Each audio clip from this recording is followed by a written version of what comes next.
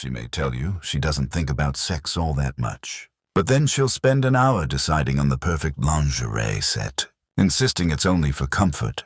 She'll say she's not that sexual, yet her private browser history tells another story entirely, and it's not filled with recipes and shopping links. The uncomfortable truth is this: women are not only as preoccupied with sex as men, they may be even more consumed by it.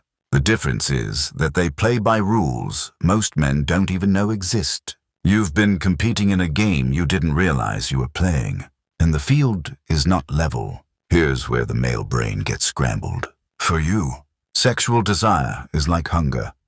Straightforward, urgent, undeniable. You see something attractive, you feel the pull. You want it, you pursue it. It's direct, like a straight road with a clear destination. But for her, sex is nothing like hunger. It's closer to a psychological thriller, unfolding in layers, weaving past, present, and future all at once. While you're thinking about tonight, she is calculating 1,000 unspoken variables. The lessons she absorbed as a child about what it means to be a good girl, the impact on her reputation, and even what this means about her worth as a human being. You think you're playing checkers, but she's moving pieces across a board with dimensions you can't see. One wrong move, and the entire game collapses. The cultural confusion surrounding sex makes it worse for women than for men. For centuries, society told them that desire made them worthless. Nice girls don't. That was the commandment. Then, in what felt like a single generation, the script was flipped. Now she's expected to be empowered, liberated, and sexually adventurous. But the old voices haven't disappeared. She's stuck between her grandmother's ghost whispering, "Keep your legs closed," and Instagram shouting, "Be a goddess. Unleash your wild side." This isn't a contradiction. It's a battlefield. Every time you wonder why she can be passionately alive one night and then shut down the next morning, remember that she's fighting a civil war in her own head, torn between what she craves and what she's been programmed to want. Look closely at the double binds she has lived with since birth. Be attractive, but not easy. Be available, but not desperate. Enjoy sex, but never more than he does. Be respectable in public, but uninhibited in private. Show passion, but don't appear needy. These demands are impossible to fulfill at once. Simone de Beauvoir once wrote that the curse that weighs on woman is that she is at once free and chained, a subject and an object. Nowhere is this contradiction more vivid than in her sexuality. No wonder her desire comes with more conditions than a legal contract. Unlike you, she cannot simply respond to attraction. Her arousal is woven into who she was told to be, who she believes she is, and who she imagines she might become. Think about those moments when she surprised you with sudden passion. You thought it came from nowhere, but it never did. That random Tuesday she pulled you into the bedroom wasn't random at all. She had felt powerful at work that day. Maybe her boss recognized her contributions. Maybe she overcame a fear.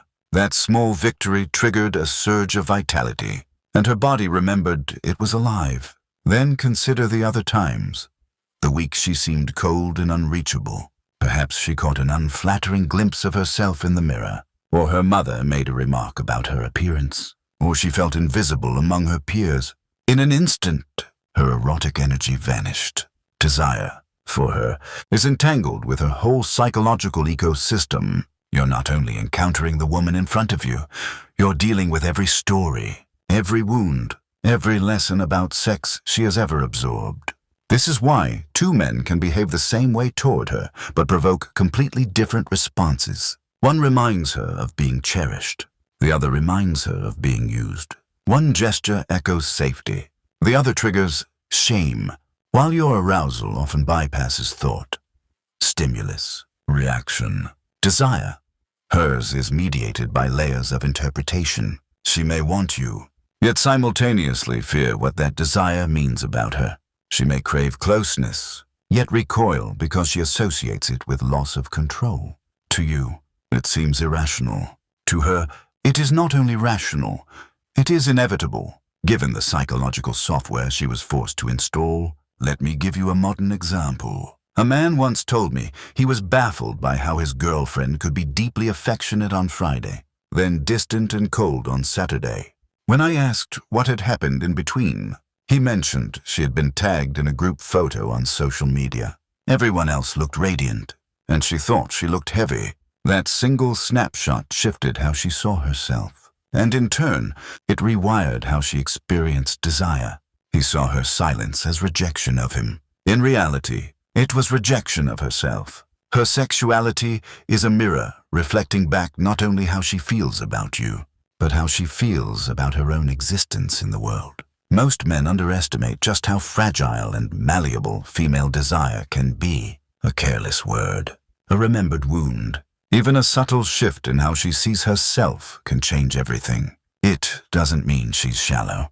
It means her erotic nature is inseparably bound to her identity, her history, and her imagination. As Carl Jung warned, until you make the unconscious conscious, it will direct your life, and you will call it fate. Her unconscious is directing her desire every day, and if you don't recognize it, you will mistake her complexity for chaos. But here's what most men don't realize. Beneath the surface noise, her patterns are not random. Her fantasies, her behaviors, even her contradictions are structured around hidden psychological archetypes that guide her desire. She's not unpredictable. She's operating on codes most men have never learned to read. And once you understand these codes, you'll never see her the same way again. Unlike you, her arousal is not always honest. Your body reveals your state immediately. There is no faking what is obvious, but she has learned to wear desire like a costume. She can perform passion so convincingly that you may believe you are a master lover, when in truth, she's somewhere else entirely, perhaps thinking about tomorrow's errands while whispering your name. This isn't malicious, it's adaptation. As Freud once wrote, civilization is built on the repression of instincts. From adolescence, women are taught to repress, disguise, and redirect their sexuality until it becomes a performance rather than a spontaneous expression. To survive in a world that judged her body as shameful, yet demanded it be on display, she mastered the art of pretending. Think of the conditioning she received from the very beginning. If her first boyfriend treated intimacy as though she were doing him a favor, she learned her body was a gift to be given, not a source of pleasure to be claimed. If she grew up in a family where sex was taboo, she learned to disconnect from her desire as if it were dangerous. If society praised her only when she looked attractive, she learned to be desirable on command, even when her inner world was numb. Over years, these lessons hardened into scripts she carries into every relationship. When she fakes it, it's not about you. It's about the survival strategies written into her bones. This is why you can't interpret her reactions the way you interpret your own. You judge the quality of sex by how frequently it happens or whether she reaches climax. But for her, the meaning of the act is not only physiological, it's psychological theater. She needs to feel wanted but not reduced to an object. Powerful but not burdened. Vulnerable yet safe. Excited yet not judged. It's like aiming at a target moving in 3 dimensions while blindfolded. One wrong word, one careless touch, one reminder of an insecurity, and the fire extinguishes instantly. And yet, buried under all this performance, there are patterns. Her deepest fantasies are not random. They reveal what she craves beyond the mask. Think about the billionaire fantasy. It was never about the bank account. It was about being chosen by a man who could have anyone but bends to her alone. When women devoured 50 Shades of Grey, they weren't obsessing over wealth. They were responding to the symbol of ultimate power surrendering to one woman. She doesn't want your money. She wants to be the one thing money can't buy. Consider the authority figure. The surgeon whose hands can steady in the operating room. The professor who captivates hundreds with a lecture. The chef who commands a kitchen with precision. Titles are irrelevant. What awakens her is mastery. As Nietzsche remarked, become who you are. Competence is foreplay. Expertise is erotic. This is why she lights up when you repair something in the house, but feels nothing when you brag about trivial victories. She is aroused by men who embody excellence. not boys who chase validation. Then comes the archetype of the beast tamed. Every vampire saga, every werewolf tale, every story of the dangerous man who softens only for her sells the same vision. Being the one who calms the storm, he is fierce with the world, but tender in her arm. He could destroy everything, yet chooses to protect her. She doesn't want a domesticated pet.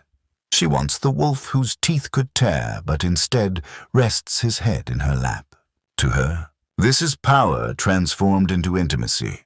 The protector archetype reaches even deeper when you walk on the outside of the sidewalk. When you place your hand lightly on her back in a crowded space, you speak to an ancient program. She doesn't want machismo. She wants to feel precious. It isn't only about defending her from physical harm, but creating emotional sanctuary, a space where she can lay down her armor, the man who becomes her shelter, the one who can hold her fragments together when she falls apart, embodies this archetype completely. Finally, the mysterious man. Aloof, distant, hard to reach. Every woman thinks she will be the one to break through, to unlock the guarded heart. While you send endless good morning texts, proving your availability, she is drawn to the man who does not need her, yet still allows her in. He is not cruel, but he is not conquered. He gives her something to chase, a puzzle to solve, a reward to earn. Desire is born in that tension between pursuit and uncertainty. Notice what ties all these fantasies together. Power plus vulnerability, strength with selective softness, danger tamed by intimacy. The common thread is not the surface details, but the underlying theme. A formidable man who becomes something different, something vulnerable, something human only for her. She doesn't want you weak. She wants you powerful, but willingly restrained. And she wants to be the reason you restrain yourself. As Jung warned, the meeting of two personalities is like the contact of two chemical substances. If there is any reaction, both are transformed. These archetypes are the formulas of transformation. But here's where most men falter. They assume once they've won her desire through one archetype, the work is done. They keep playing the same role long after her psychology has shifted. The man who seduced her with danger may discover she now craves protection. The protector who once made her feel secure may find she now longs for authority and competence. Desire is not fixed. It evolves with her, leaving men stranded in confusion when their old strategies no longer work. This is why relationships that start with fire so often end in ice. Because the man stopped evolving with her fantasies. The truth is, her erotic imagination changes with the seasons of her life. What makes her knees weak at 20 may bore her at 30. The fantasy she once swore she'd never give up becomes a memory she outgrew. And if you don't understand how these transitions unfold, you'll keep chasing the ghost of who she used to be instead of grasping the woman she has become. And this is where we turn next. How her desires transform across the stages of her life. And why the man who cannot recognize her evolution ends up left behind. In her early 20s, chaos itself feels like oxygen. She is drawn to the man who doesn't text back, who arrives at 2 a.m. smelling of alcohol, who may already belong to another woman. His unpredictability is not a flaw to her. It is the feature.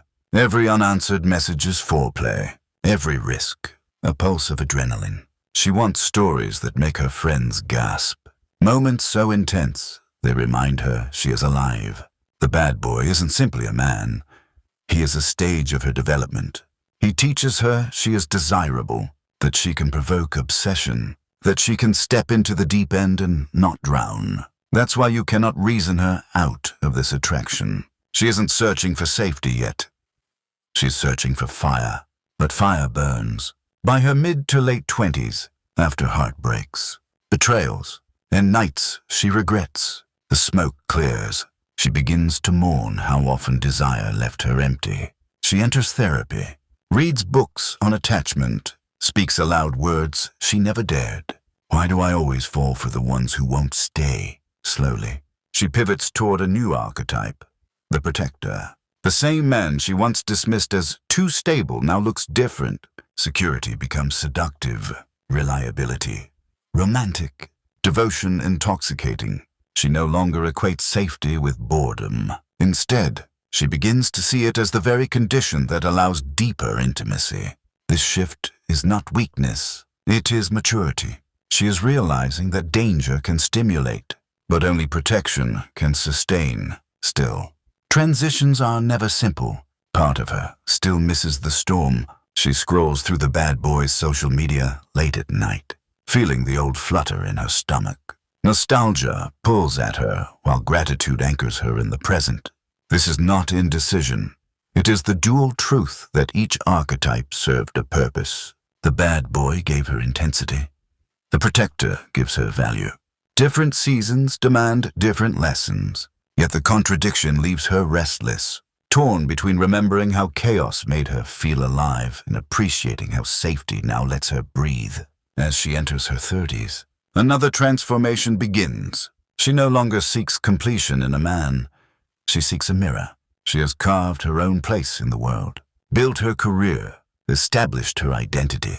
Now her desire gravitates toward the authority archetype, not status alone, but competence, the surgeon whose hands save lives, the entrepreneur who builds something from nothing, the lecturer who holds an audience in the palm of his hand. She doesn't need his power for herself.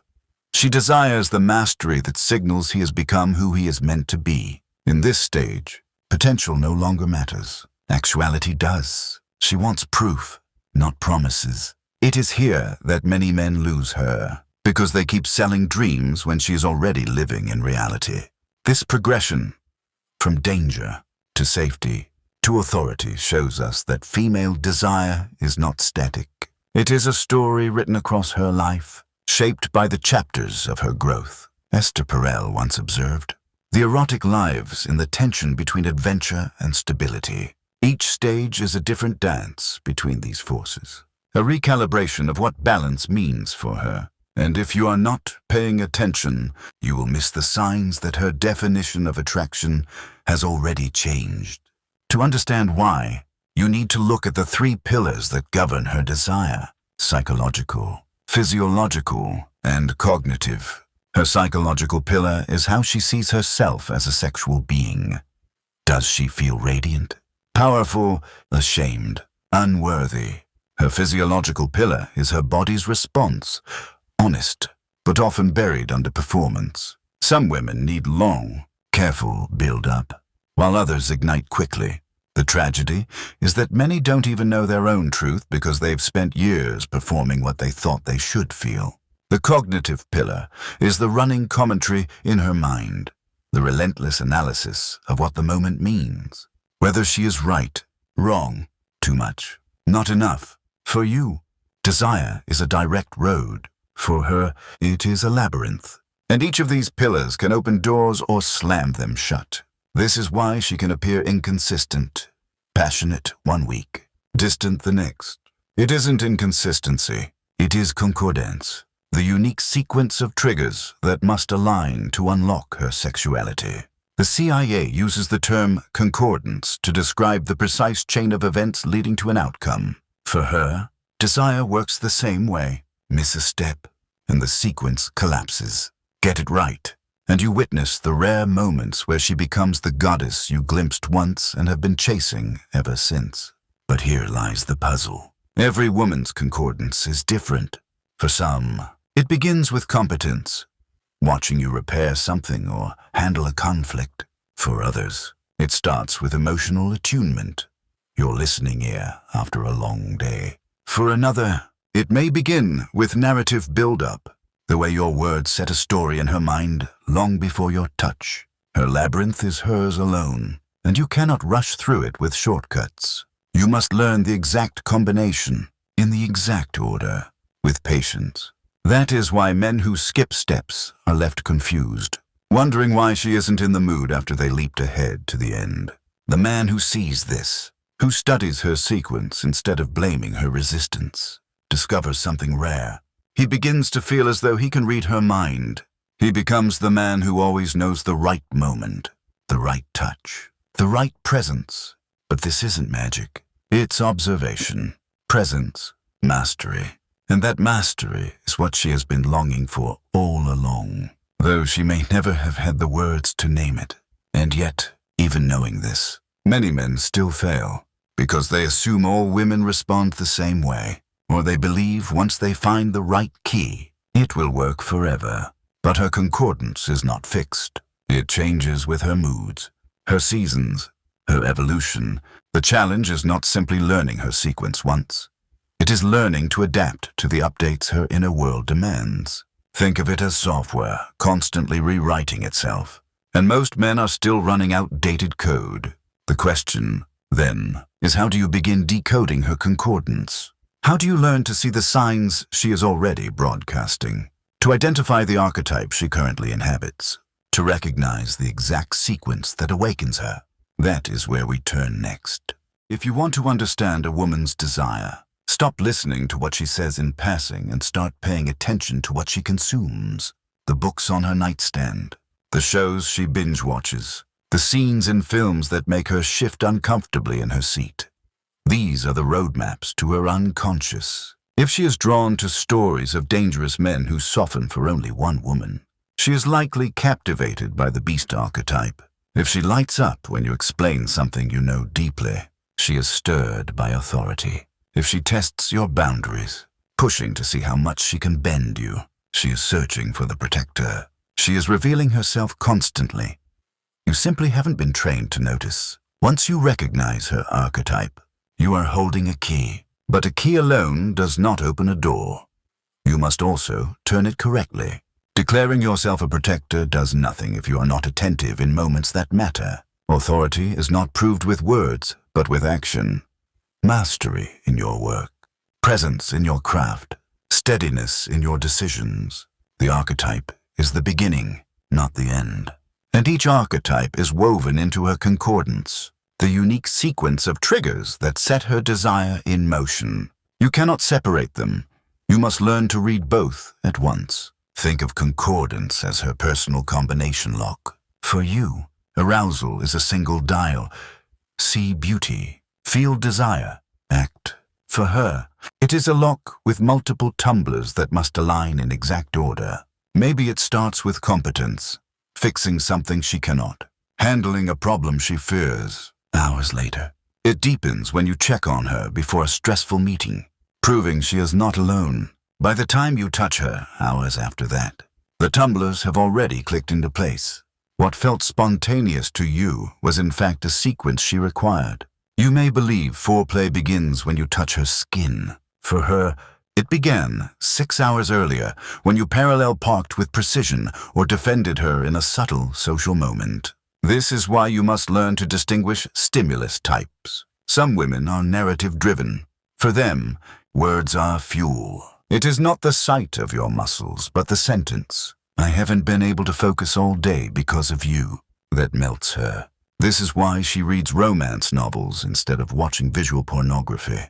She needs the story, the unfolding arc, the sense of being chosen within a larger narrative. Others are sensory-driven.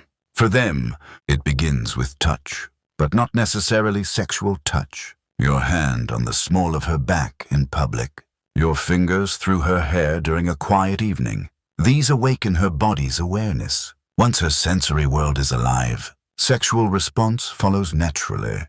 Here is the danger. You can have the right archetype, the right stimulus, even the right intentions. But if you execute them out of order, the lock stays sealed. A man may attempt passion before safety, or narrative before trust, and he will find her body closed. Sequence is everything. Jung reminded us, until you make the unconscious conscious, it will direct your life, and you will call it fate.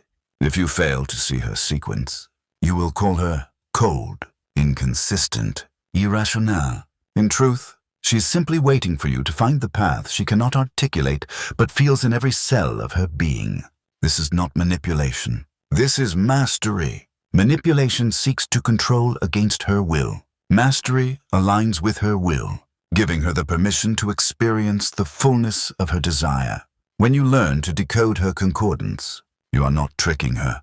You are liberating her. You become the man who just gets it, who always seems to know the right move. who understands her in ways she cannot explain.